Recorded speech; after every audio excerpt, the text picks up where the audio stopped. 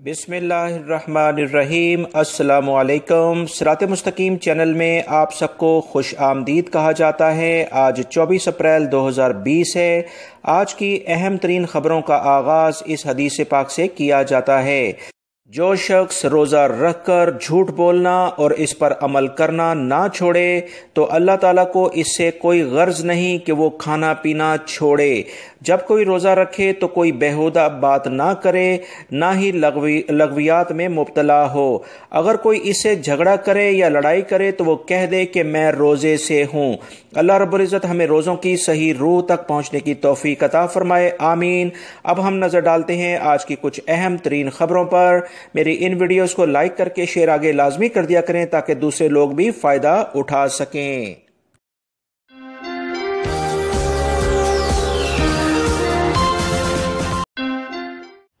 कसीम के इलाके में एक गैर मुल्की ने एक इंतहाई घटिया हरकत करते हुए स्टोर में जाकर मुख्तलिफ अशिया को खोला और उसे सूंघा या उसमें थूका और उसके बाद उसे बंद करके रखना शुरू कर दिया। इस तरह की हरकत जैसे ही वहाँ के मुतल्लिका जो भी स्टोर का सिक्योरिटी सेक्शन था उन्हें मिली तो फौरी तौर पर उन्होंने उसे पकड़ने की कोशिश की। इस शख्स ने फौरी तौर पर वहाँ से भागकर अपनी गाड़ी में बैठ गया। आप इस वीडियो में देख रहे हैं कि ये किस तरह की हरकत कर रहा है। अल्लाह रब्बुल इज़्ज़त ऐसे हजरात जो कि शैतान सिफ्त लोग हैं, इस तरह के वबाई मर्ज़ के फैलाव के बाद ऐसी हरकत करके आवाम में बेचैनी क्यों पैदा करते हैं जो कि समझ से बालातर है। मगर कानून की गिरफ्त फौरी तौर पर इन तक पहुँची। कसीम की पुलिस ने इतला दी है कि इस शख्स को गिरफ्तार कर लिया गया है जो कि गैर मुल्की है और 30 साल की इसकी उम्र है। मज़ीद तहकीकात इससे की जा रही हैं और इसे मुतल्लिका वज़ारत सेहत के सेक्शन में भी रखा गया है ताकि इसके वबाई मर्ज़ में मुब्तला होने के क्या इम्कानात हैं वो देखी जा सकें। पुलिस ने मज़ीद कार्रवाई के लिए मुतल्लिका सेक्शन के इसे हवाले कर दिया है ताकि इस हरकत की बिना पर जो सज़ाएँ इस वक्त सऊदी हुकूमत ने मुकर्रर की हैं वो इसे दी जा सकें। लिहाजा तमाम अफराद जब भी कभी जाएँ तो ऐसे अफराद पर ख़ास तौर पर नज़र रखें जो कि इस तरह की घटिया हरकत करके अवाम में मज़ीद परेशानी का सबब बन रहे हैं। जवाज़ात की जानिब से तमाम गैर मुल्की अफराद को अहम इतला दी गई है कि वो तमाम गैर मुल्की जो कि रिटर्न यानी ओदा के ज़रिए अपने मुल्कों में जाना चाहते हैं उन्हें ये तमाम चीज़ें दरकार होंगी यानी उनके पास मौजूद हैं तब ही उनका ये फ़ाइनल एग्ज़िट लगेगा या एग्ज़िट एंट्री लग पाएगा। उसमें उन्होंने बताया है कि सबसे पहले तो आपका पासपोर्ट वैलिड होना चाहिए यानी वो एक्सपायर ना हो। उसके अलावा खरूज औद यानी कि एग्ज़िट एंट्री या फ़ाइनल एग्ज़िट का वीज़ा आपका ऑलरेडी लगा होना चाहिए। जिन अफराद का नहीं लगा हुआ है वो अपने कफ़ील से रब्ता करें ताकि वो इनका वीज़ा लगा सकें। मज़ीद उन्होंने बताया है कि ऐसे तमाम लोग जिनके हरूब लगे हैं तो वो भी अप्लाई कर सकते हैं अगर उनका अकामा वैलिड है और वो ख़त्म नहीं हुआ है। वो तमाम अफराद जिनके अकामे ख़त्म हैं आप लोग भी अप्लाई कर दें। अगर उसके हो सकता है जवाज़ात इसको एक्सेप्ट कर ले, अदरवाइज़ अगर नहीं करते तो आप हदूद रकम जो आपके पासपोर्ट पर हदूद वाला एक ऑप्शन है जो कि आप पासपोर्ट पर जब आपने सऊदी अरब में आए थे तो एक पेन से नंबर लिखा गया है पासपोर्ट पर वीज़े के साथ, वो आप एंट्री करके उससे भी आप ये अप्लाई कर सकते हैं। मज़ीद जो इतलात आई हैं कि ऐसे तमाम अफराद जो कि किसी भी किस्म के वीज़े पर विज़िट वीज़े की मैं बात कर रहा हूँ उस पर आए थे तो वो रकम हदूद यानी कि जो पासपोर्ट पर एक नंबर जवाज़ात ने एयरपोर्ट पर आपके लिखा है पेन से आप सब अपने पासपोर्ट चेक करें तो आपको मिल जाएगा। वो एंट्री करके और तमाम मालूमात जो ऑलरेडी मैं एक वीडियो के ज़रिए आपको प्रोसीजर पूरा बता चुका हूँ उसके ज़रिए आप ये वीज़े के लिए एग्ज़िट एंट्री और दीगर ये सहूलियात से फ़ायदा उठा सकते हैं। वो तमाम अफराद जो उम्रे पर आए थे किसी भी वजह से उनके वीज़े ख़त्म हो गए, जानबूझ के वो नहीं गए या उनके वीज़े इस वबाई मर्ज़ की वजह से मुश्किलात का शिकार हुए तो वो भी इससे फ़ायदा उठा सकते हैं। उनको भी रकम हदूद ही ऐड करना होगा, अकामा नहीं होगा उनके पास। और मज़ीद जो इतलात आई हैं कि वो तमाम अफराद जो कि इस तरह की इस फॉर्म को फिल करेंगे उनको एक SMS फाइनली आ जाएगा। उस SMS के ज़रिए उन्हें बता दिया जाएगा कि आपकी फ़लानी डेट की ये टिकट्स हो गई है तो आप अपनी पेमेंट कर दें। एयरपोर्ट बता दिया जाएगा, कौन सा जो भी आपने सिलेक्ट किया है पूरी डिटेल आपके पास आ जाएगी। लिहाजा वो तमाम लोग जिन्होंने ऑलरेडी अपनी फ़्लाइट्स वगैरह बुक कराई हुई हैं वो इस SMS के बाद अपनी फ़्लाइट्स को कैंसिल करवा सकते हैं। ये कुछ अहम मालूमात जवाज़ात की जानिब से आई थी जो कि आपसे शेयर कर दी। خادمین حرمین شریفین شاہ سلمان بن عبدالعزیز کی جانب سے سرکاری ٹویٹر اکاؤنٹ پر ایک پیغام شائع ہوا ہے جس میں انہوں نے اللہ رب العزت سے ایک دعا کی ہے، جس میں انہوں نے کہا ہے کہ ہم اللہ کا شکر ادا کرتے ہیں کہ رمضان المبارک کے بابرکت مہینے تک ہم پہنچے۔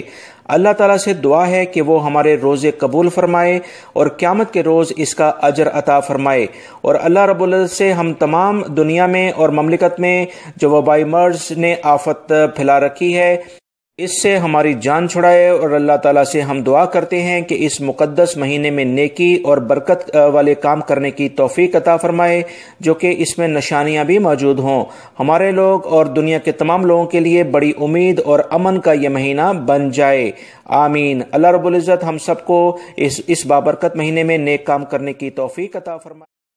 سعودی وزارت داخلہ کی جانب سے ہوٹلز کے لیے ٹائمنگ میں تبدیلی کر دی گئی ہے۔ تمام ہوٹل سعودی عرب میں دوپہر 3 بجے سے صبح 3 بجے تک کھلے رہیں گے۔ یاد رہے اس سے پہلے ہوٹلز پر یہ پابندی تھی، اور یہ پابندی ہوٹلز پر برقرار رہے گی کہ کوئی بھی ہوٹلز اپنے گاہکوں کو کھانا بٹھا کر کھلانے کی اجازت نہیں دے گا۔ ہوم ڈیلیوری یا ہوم ایپلیکیشن کے ذریعے ہوٹلز کھانے پینے کی اشیاء فراہم کرنے کے مجاز ہوں گے۔ ہوٹل کی انتظامیہ کو وزارت داخلہ نے سختی سے ہدایت کر دی ہیں کہ اگر وہ صحت کے اصولوں پر مکمل عمل نہیں کریں گے تو انہیں لازمی طور پر بھاری جرمانے اور بند کر دیا جائے گا۔ رمضان المبارک کی پہلی شب کو مسجد الحرام مکہ المکرمہ اور مسجد نبوی شریف صلی اللہ علیہ وسلم مدینہ منورہ میں عشاء اور تراویح کی نمازیں ادا کی گئی ہیں۔ تفصیلات کے مطابق دونوں مقدس مساجد کی انتظامیہ کے اہلکار اور دونوں مساجد کے صفائی اور سینیٹائزرز پر مامور افراد بھی شریک ہوئے۔ انتظامیہ نے ماہ مبارک کے دوران دونوں مقدس مساجد میں عام نمازیوں کی شرکت پر پابندی برقرار رکھی ہوئی ہے۔ یہ پابندی نئی وبائی مرض سے بچاؤ اور اسے پھیلنے سے روکنے کے لیے صحت حکام کی ہدایت پر جاری کی گئی ہے۔ وزارت صحت کی ٹیموں نے ہائل ریجن میں ایک بینک کو بند کر دیا ہے جو کہ مشہور صنعتی علاقے میں واقع ہے۔ اس بینک کے ایک ملازم نے اطلاع دی کہ کچھ دن پہلے بینک کے ایک ملازم نے اس کی بہن سے ملاقات کی ہے جو کہ آلریڈی قرنطینہ یعنی کہ اس وبائی مرض میں ملوث پائی گئی ہے۔ اس تمام صورتحال کے بعد وزارت صحت نے اس بینک کے ملازم کو اور خود اسے مکمل طور پر آئسولیشن میں رہنے کے لیے کہا ہے، اور انہیں فوری طور پر قرنطینہ بھی منتقل کرنے کے احکامات جاری کر دیے گئے ہیں، اور اس برانچ کو بند کر دیا گیا ہے تاکہ اس برانچ سے مزید وبائی مرض دوسرے افراد میں نہ پھیلے۔ یاد رکھیں ہائل ریجن وہ ایریا تھا جہاں پر پچھلے دنوں کوئی بھی مریض نہیں تھا، مگر ابھی وہاں پر 11 کے قریب مریضوں کی تعداد ہو چکی ہے، لہٰذا انڈسٹریل ایریا میں جو بھی افراد پچھلے کچھ دنوں سے گئے ہیں وہ 937 نمبر پر وہ لازمی طور پر کال کر کے وزارت صحت سے رابطہ کر سکتے ہیں، اور اس بینک کے بارے میں بھی معلومات کر سکتے ہیں کہ وہ کس بینک کے بارے میں بات کر رہے ہیں۔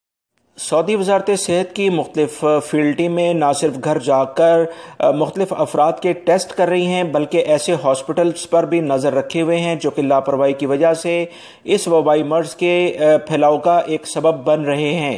طائف سے بھی کچھ ایسی خبر آئی ہے کہ ایک بڑے پرائیویٹ ہاسپٹلز کو صرف وہاں پر انتظامات بہتر نہ ہونے کی وجہ سے فوری طور پر بند کر دیا گیا ہے، اور ہاسپٹلز کی انتظامیہ کے خلاف کارروائی بھی کر دی گئی ہے۔ عوام کی جانب سے شکایت ملی تھی اور وزارت صحت کی ٹیموں نے جب فوری طور پر جائے وقوع پر پہنچ کر تمام اقدامات دیکھے تو وہاں پر احتیاطی تدابیر اختیار نہیں کی جا رہی تھیں، جس کی وجہ سے اس ہاسپٹل کو فوری طور پر بند کر دیا گیا ہے۔ ہاسپٹل میں جو ایڈمٹ لوگ ہیں علاج کے لیے ان کے بارے میں ابھی کیا لاہ عمل اختیار کیا جائے گا، انہیں کسی دوسرے ہاسپٹل میں منتقل کیا جائے گا، اس پر وزارت صحت فوری طور پر غور بھی کر رہا ہے۔ متحدہ عرب امارات سے خبریں آئی ہیں کہ شاپنگ مالز کو کھولنے کے لیے دبئی کی انتظامیہ باقاعدہ غور کر رہی ہے، لہٰذا رمضان میں شاپنگ مالز کھل سکتے ہیں۔ تمام غیر ملکی افراد اور جو بھی وہاں کے شہری ہیں وہ ان سے فائدہ اٹھا سکتے ہیں۔ مزید جو اطلاعات آئی ہیں کہ دبئی میں ٹرانسپورٹ کو بھی جزوی طور پر بحال کرنے کے لیے اقدامات کیے جا رہے ہیں، اور اس سلسلے میں روڈوں پر باقاعدہ ٹرانسپورٹ چلتی ہوئی نظر بھی آ رہی ہے۔ خلیجی ممالک میں وبائی مرض کے 34,000 سے زیادہ مریض ہو چکے ہیں، لہٰذا وہاں رہنے والے بھی تمام افراد احتیاطی تدابیر لازماً اختیار کریں۔ سعودی محکمہ موسمیات کے ماہرین نے کہا ہے کہ رمضان کے پہلے دن مملکت کے کچھ ایریاز میں گرج چمک کے ساتھ بارش متوقع ہے، جس میں جازان، ریاض کے کچھ علاقے، قصیم کے ایریا، نجران، البہا اور عسیر کے علاقے شامل ہیں۔ مزید انہوں نے کہا کہ گرد و غبار کا طوفان بھی کچھ علاقوں میں رہے گا، اس میں تبوک کے علاقے اور الجوف کے علاقے شامل ہیں۔ مزید مملکت کے مختلف ایریاز میں ٹیمپریچر میں اضافہ دیکھنے میں آ رہا ہے۔